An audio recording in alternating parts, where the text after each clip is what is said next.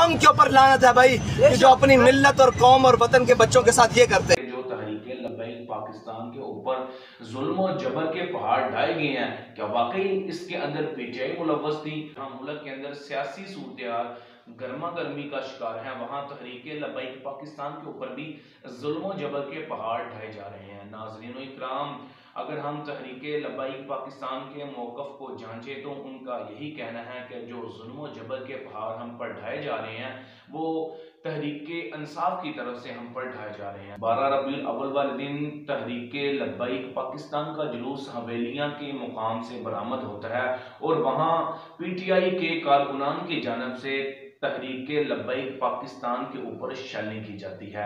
वहां मामले को रफा दफा कर लिया जाता है, लेकिन इसके बाद जो है वो तकरीबन एक हफ्ते के बाद तहरीके लब्बैक पाकिस्तान के कारकुनान के ऊपर पीटीआई के जो कारकुनान हैं वो फायरिंग करते हैं। इस सिलसिले में 13 कारकुनान तहरीके लब्बैक पाकिस्तान के जख्मी होते हैं और 4 शहादत पा जाते हैं। जब मुबश्शिर मान साहब ने हाफिज साद रजवी साहब का इंटरव्यू लिया तो उनका यही कहना है कि जो जुल्म और जबर के पहाड़ हम पर ढाए जा रहे हैं वो पीटीआई की तरफ से ही ढाए जा रहे हैं।